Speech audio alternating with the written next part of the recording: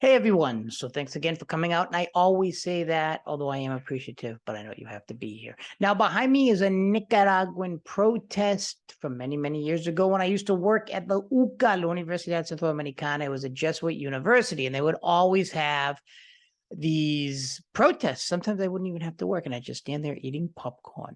But this is very important for just about all my classes, from U.S. foreign policy to national security, political violence, and so on, is the idea of these protests. And you're going to see some of the older captured films I captured, and I was kind of a coward. I used to hide. But these are protests that are very, very important for everything from national security of a particular country and neighboring countries. Because what happens if these protests develop into something bigger and a revolution ensues? So you have to ask yourself what happens with these huge protests, and you're going to see them. When I was a professor at LUCA, the University of Central America. So they used to close down the university all the time. They once shut down the whole entire university. They only let me in as a professor. They didn't let the other professors or administrators in. It was very interesting time to work there. And I worked with a lot of former guerrilleros. They were my students when they wanted to speak English, because, obviously people want to speak English in the world. But this is a photo behind me. I don't know who that is, but these, wear these masks, and they used to shoot morteros and throw Molotov cocktails. I'm not saying I never did, but I'm not saying I never didn't.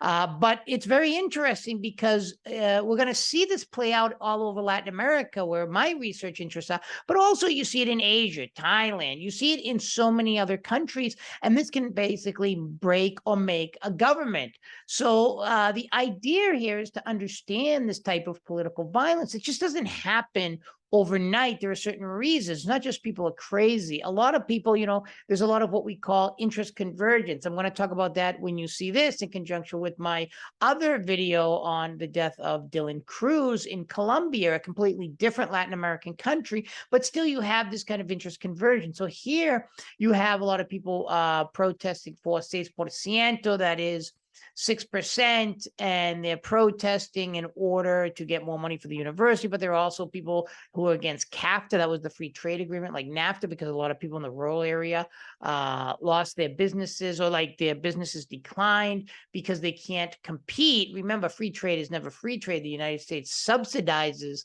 a lot of its agriculture, and then they dump it here in countries like Nicaragua, and then their production goes down, and that hurts jobs.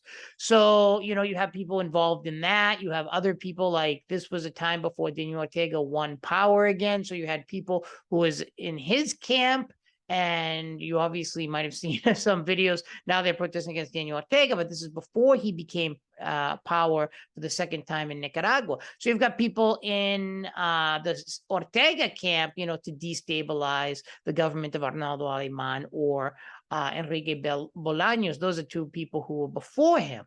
So there's a lot of reasons why people get involved in these protests, and these protests can really emerge into something that can literally destabilize a government to such an extent that it can overthrow it. In Ecuador, they literally pushed Moreno out. He was in a wheelchair, and they literally had to take him from Quito, the capital, to Guayaquil because they thought he was going to get killed. So these protests really, really matter in everything from national security, political violence, and so on, just about every academic discipline. So then you have to start asking yourself, from another perspective, what side do you take? And this becomes problematic for a lot of countries. Like in Venezuela, we were taking side of the protesters. But if you read an article by me, the protesters were actually committed more violence than the government. Right. And then when we support the protesters in a place like Venezuela, and then they kind of peter out, it's kind of strange, because we're like, oh, why weren't they able to change the government or something? Well, maybe the protesters weren't that popular, right? Or maybe they were committing acts of violence and then there was blowback. So in a lot of these cases, the question becomes too, because the United States, Russia, and other countries say, what do we do? Do we support these protesters or don't we? And there's a lot of under the table particularly by the United States. That happened, I want to say, in 2014 in the Orange Revolution in the Ukraine. We helped the revolutionaries overthrow the president, and obviously Russia didn't like it, just like, the United States wouldn't like Russia coming into our backyard and overthrowing a president, particularly democratically elected ones. We supported the coup against Hugo Chavez, although he was democratically elected. We still supported these protesters, right, with lots of money. So this is kind of problematic because each state then in an alliance system begins to support protests or not support protests.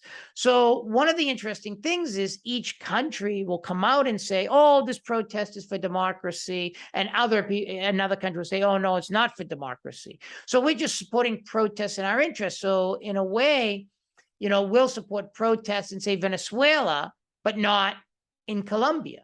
Why do we support in Venezuela and not in Colombia? Well, we support in Venezuela because we don't like the government, and in Colombia we do like the government, so we'll completely ignore those protests, as you'll see, that are more brutal than I've ever seen. I've been over Latin America.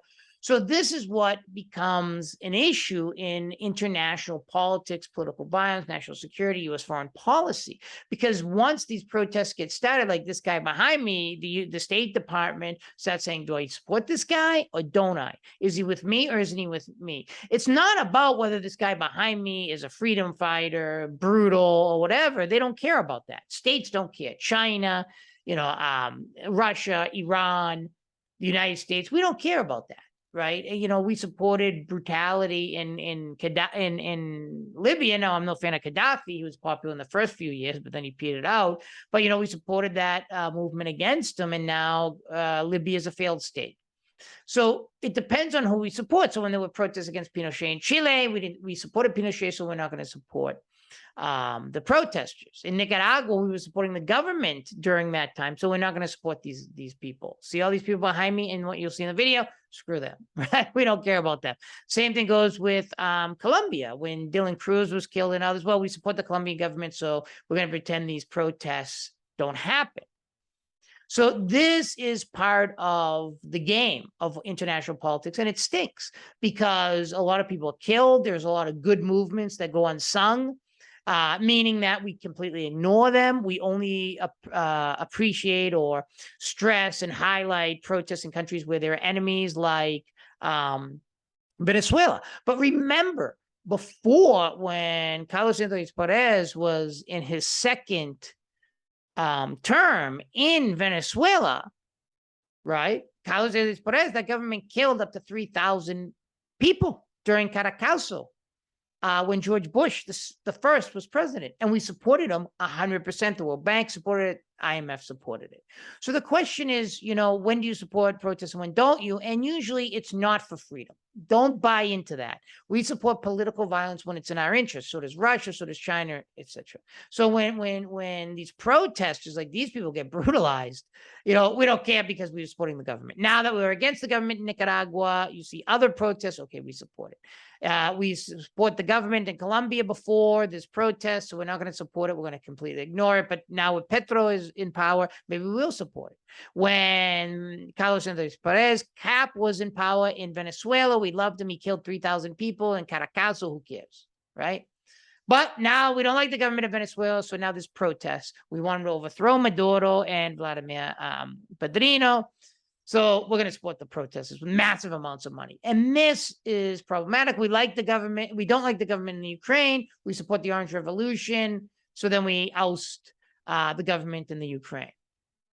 We don't like Lukashenko of Belarus. So we support the protest. So this is from a U.S. perspective, but then all countries are doing this. This is, using these smaller countries as pawns. So watch these videos and see how they play out with violence and political violence, and see how much of a coward I am running away. But anyways, the point is, this is very important for every type of thing: Latin American studies, international politics, national security, political violence. What do you do with these protesters when they're coming to the State Department of the United States? Support them or not?